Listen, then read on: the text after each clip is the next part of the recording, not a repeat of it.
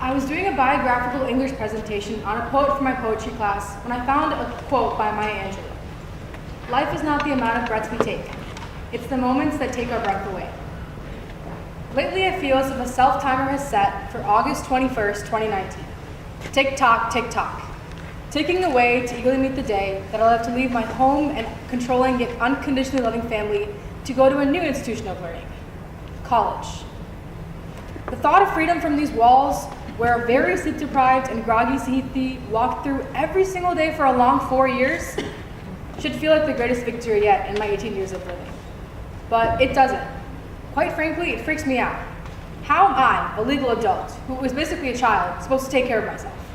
Who's going to stay up with me while I cram for tests the next day? Laundry? Favorite after-school panini? Who is going to make fun of The Bachelor with me on Monday nights? Just talking about this is taking my breath away. This actually has been happening to me a lot recently. My heart speeds up, and I suddenly struggle to find my breath in a room full of oxygen. Too often, we think of these moments as negative, where we are hit with news or moments or people that leave us struggling to find our words, or stop the internal structures built in our body to let us breathe without thought. It's almost like our existence can be measured by a metronome. 60 beats per minute, all the time, till one day the metronome tragically breaks. A metronome can be characterized as monotonous and probably really boring after a while. But that's okay, because we need regularity. If our hearts were constantly beating fast all the time, we probably wouldn't have even made it past age 6. But what makes these days, hours, minutes, seconds, nanoseconds define us? It's when we are living life undoubtedly, and anything can happen within a second. Take the SAT.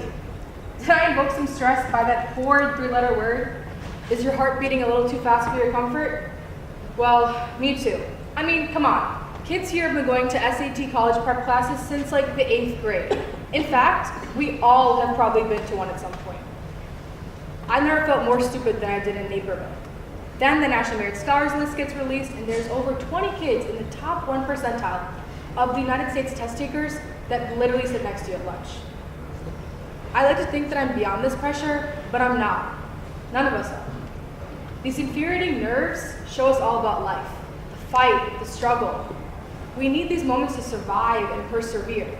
In fact, these crucial moments in our life teach us about ourselves. What we fear, what makes us happy, what makes us nervous, and most importantly, what potential we possess. Moving on to a more complex topic, love. Whenever we wholeheartedly put ourselves out there, whether it's smiling at the cute boy in your math class, or glancing over at the familiar stranger on the train ride home, love comes in many forms. My parents were arranged, met once, and decided to get married.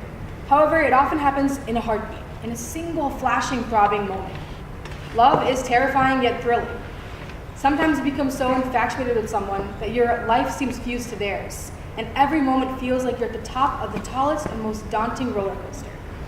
However, there are moments where it is hard, where you question everything and you're afraid for what is to come. But the love pulsating through your veins, passionate yet haunting, waiting to be broken, but also willing to take a chance on something so beautiful, we must value those moments. But then there are those last heartbeats. Last April, my grandfather called my father and told him to bring us to India right away. I was very perplexed at the time, considering that I was in my junior year of high school and I was so confused to why he'd want to see us so suddenly. But we went. I missed a week of school and we went to see. We had learned that he was sick again. His heart valve was not functioning and would result in a painful death if he did not proceed with the surgery. He, however, refused it. Nope, don't want it, don't need it. He was convinced if this was his time to go, so be it. We went there, we visited him, and then as I was leaving him, I kissed his feet and told him I would see him in June. Study well, Nana. Make Daddy happy. He passed away 3 weeks later. We knew it was coming, but oh boy did it hurt when we found out. I was breathing, but barely.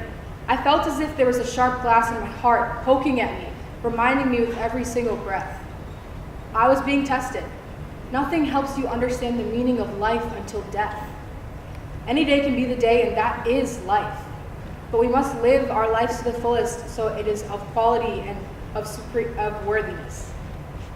Say we get 73 million heartbeats in our life. We ideally want them to be spread out. Have it set to say 60 beats per minute all the time so that our life will be long.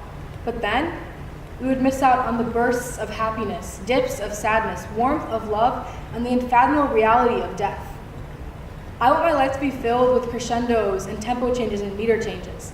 I want to get lost in the rhythm of this never-ending song. Whether I'm first or last in this marathon we call life, I will welcome it with open arms. My life won't be defined by how long I lived, but how well I lived, through the good and the bad.